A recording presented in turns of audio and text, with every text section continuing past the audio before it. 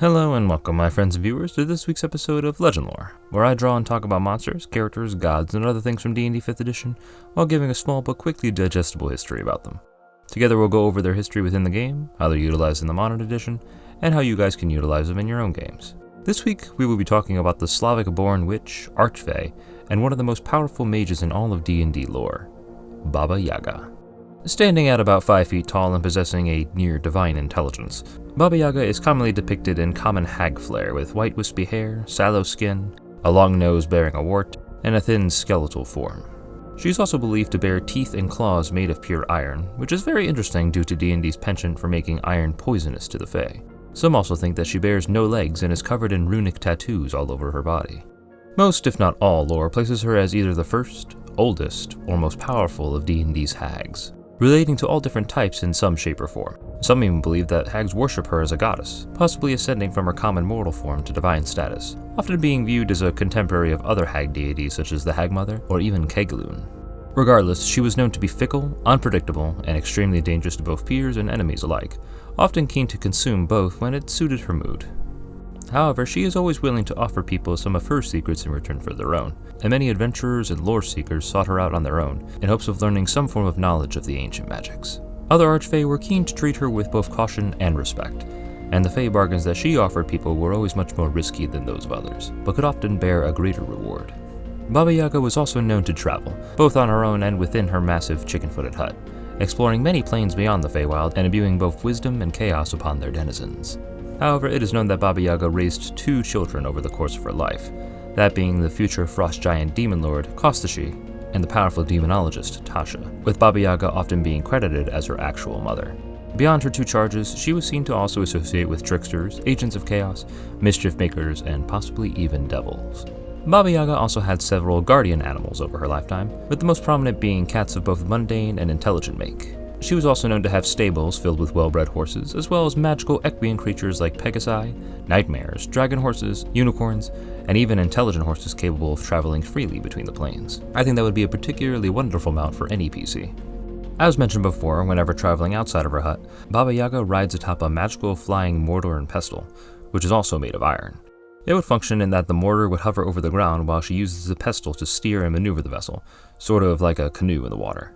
There are some details that say that a magical broom followed her everywhere that she went, sweeping away any and all tracks that she left. I personally don't keep that, but it could be a little bit of fun fey wackiness to have for your world. Additionally, there exists the 3 riders of Baba Yaga, a trio of mounted fey knights that serve as heralds for the Witch Queen, often hunting down those who have been unfaithful or harmful to her, while rewarding those who have kept their bargains and have otherwise helped dear old Baba.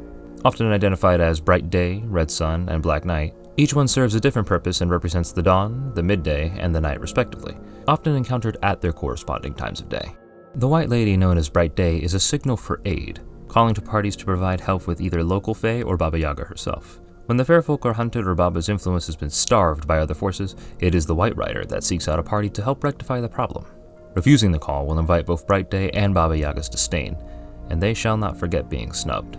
The Crimson Knight Red Sun serves as her sword and her wrath, a barbarian reveling in the madness of chaos that she orders him to cause. He has often encountered burning farms and killing agents of those who have wronged the Witch Queen, and so the party may initially encounter him in a more villainous role. It is then up to you to paint either Baba Yaga or the target of her rage as the villain for the party to defeat, but those who slay her beloved Red Rider are often marked for suffering and death. And finally, the Black Knight sits as her ultimate test, weak and frail during the day and requiring some form of protection, but growing stronger and more noble as the sun sets and the darkness takes the sky. A party given the test must keep the knight safe until he either reaches full power or his desired destination, and only then will he guide the party to Baba's hut for a reward for safeguarding his protection. It isn't exactly known how these riders came to be or who they are, but I personally like to portray them as maybe her strongest warlocks, powerful enough to be patrons in themselves and signaling to a party that Baba Yaga is going to be involved in their quest in some way. Definitely use them if they risk having the queen become either an enemy or an ally, and their stat blocks can all be found within Kobold Press's Tome of Beasts Volume 1. In regards to Baba Yaga's betrayal, one can always go for the tried and true, mad, cackling, child-eating witch angle, but as you all may know by now, I like to do things a little differently. For me, Baba Yaga is at her most interesting when she travels, voyaging from plane to plane and needing to disguise herself in order to blend in. As such, I can always throw Baba Yaga at any random point so long as I flavor her appearance with an air of strangeness and fey weirdness to it.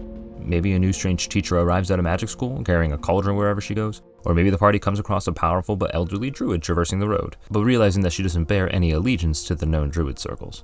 This allows you to avoid the pitfall of crafting a distinct situation or turn of events in order for the party to encounter her.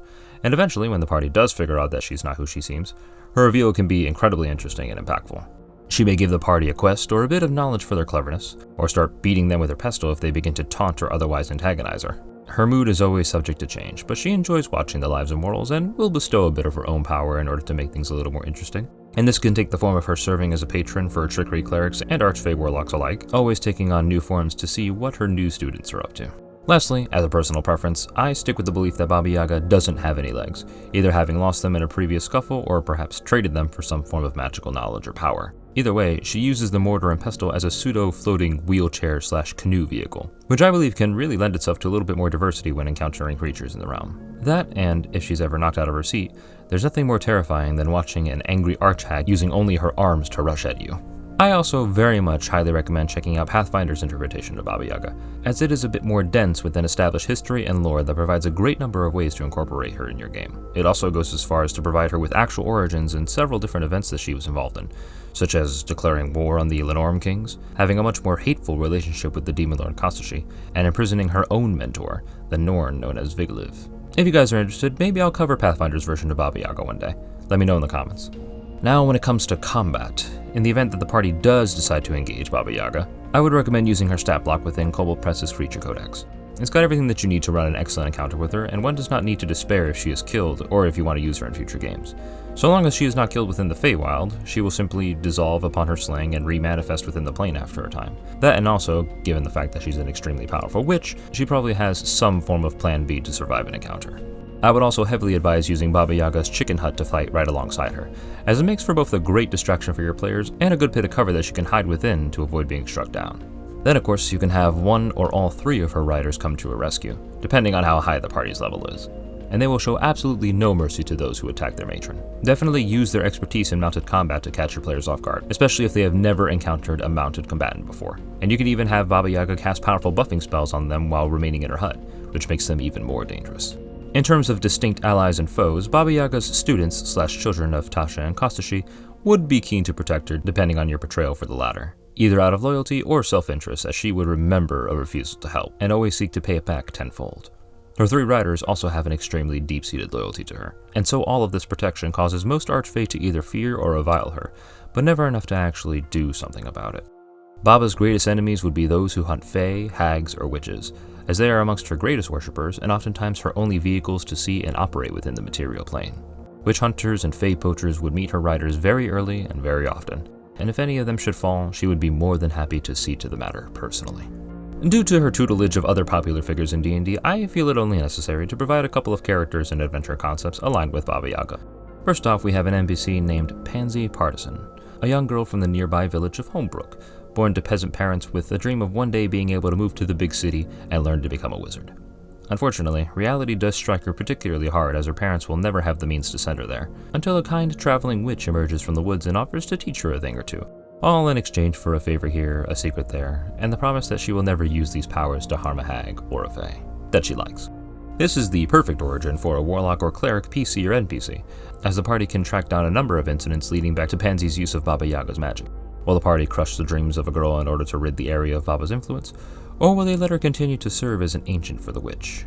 Now, content warning, this next adventure does mention a bit of animal harm. The party can discover a wounded equestrian creature, perhaps a unicorn missing its horn, or a pegasi with a half-devoured wing, and this creature may beseech the players to give them aid as their mate remains trapped within the stables of the mad witch, Baba Yaga, with the party being the only ones who can get there in time before they are devoured whole. Now, this portrayal obviously paints Baba in a negative light, but can serve as a good way for your players to encounter magical creatures such as unicorns or even nightmares, as well as gaining special boons from them upon succeeding in breaking the creatures out. You could even go further with the weirdness of the Feywild and have the stable's interior be an arcane labyrinth, a mini-dungeon that the players must explore, solve puzzles and riddles in, and escape before Baba Yaga discovers their infiltration. And then finally, if your players are particularly high level, you can have them encounter Baba Yaga as a non-threatening encounter on the road or in the Feywild, whichever works best for you.